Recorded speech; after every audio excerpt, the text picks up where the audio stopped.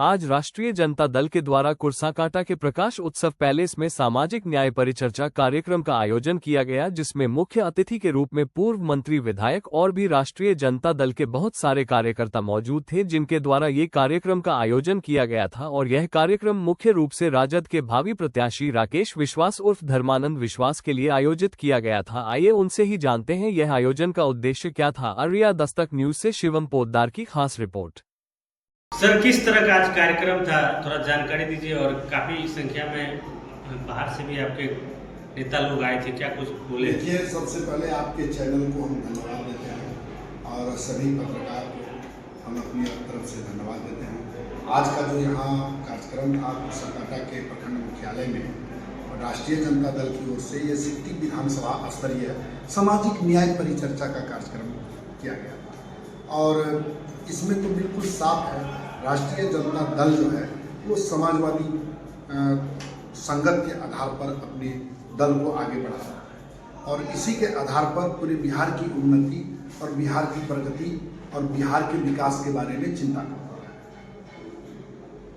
ये पूरे विधानसभा में भी आपका कार्यक्रम चल रहा है? हाँ, ये पूरे विधानसभा स्तरीय पर यह कार्यक्रम था और इस तरह का पूरे बिहार में सभी विधानसभाओं में यह कार्यक्रम की जा रही है और इसमें कार्यकर्ताओं को दिशा निर्देश दिया जा रहा है और सामाजिक न्याय क्या है उसके बारे में बताया जा रहा है।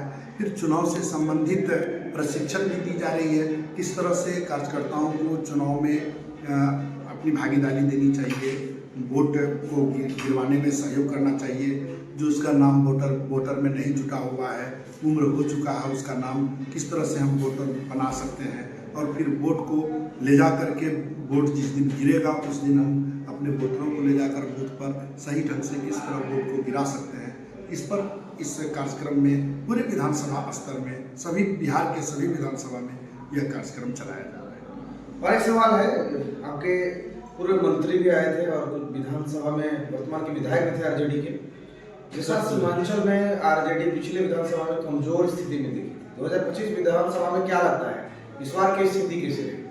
देखिए, ये बिल्कुल राष्ट्रीय जनता दल का इस बार जो है ये बढ़ा है, उसका स्टेप बढ़ा है, उसका जो है चाहने वाला का संख्या बढ़ा है।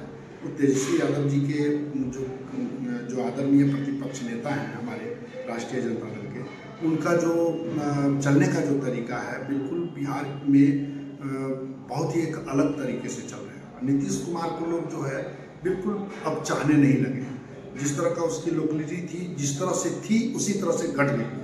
अब उनके विकल्प में मात्र एक तेजस्वी यादव जी, श्री तेजस्वी यादव जी का चेहरा है, जिनको लोग पसंद कर रहे हैं, युवा हैं और उन पर एक भरोसा जगा है बिहार के वासियों को कि ये अगर मुख्यमंत्री बनते हैं तो बिहार में कुछ बदलाव होगा और बिहार तरक्की की ओर जाएगी, बिहार से पलायन रुकेगा और बिहार में जो है कई उद्योग धंधे लगेंगे और बिहार में रोजगार उपलब्ध होगा और युवाओं को नौकरियां प्राप्त होगी।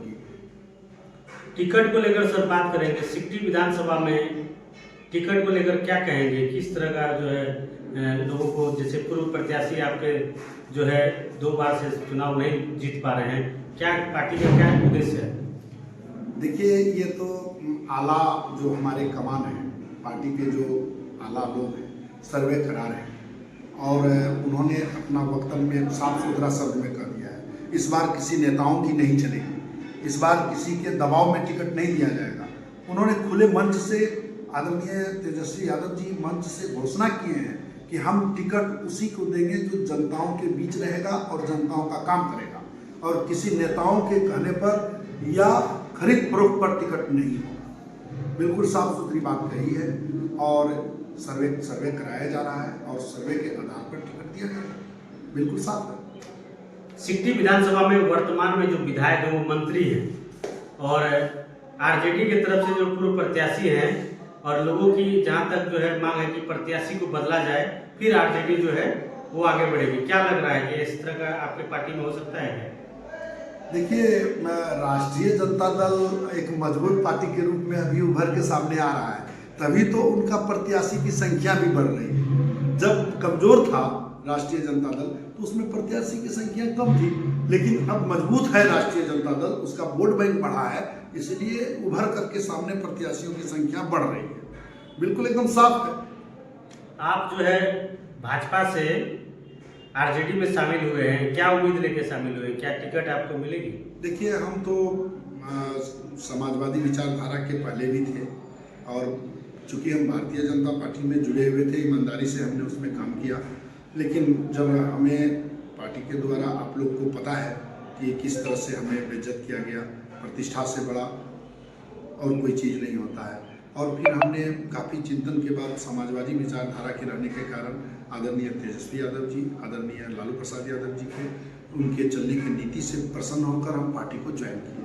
और पार्टी जो ज्वाइन किए, आदरणीय तेजस्वी यादव जी के उनसे बातचीत करके उन्होंने कहा पार्टी का सेवा कीजिए, आगे चिंता की जाएगी। तो हम पार्टी का सेवा में लगे हुए हैं दिन और रात। जब से पार्टी में हम आए हैं तब से आप लोगों को भी ये देखने के लिए मिला होगा कि सिकटी विधानसभा में एक नया परिवर्तन आया है और जो सामने विपक्षी उम्मीदवार है ठोस पार्टी का, उनको भी भय समा गया है मेरे पार्टी में आने से।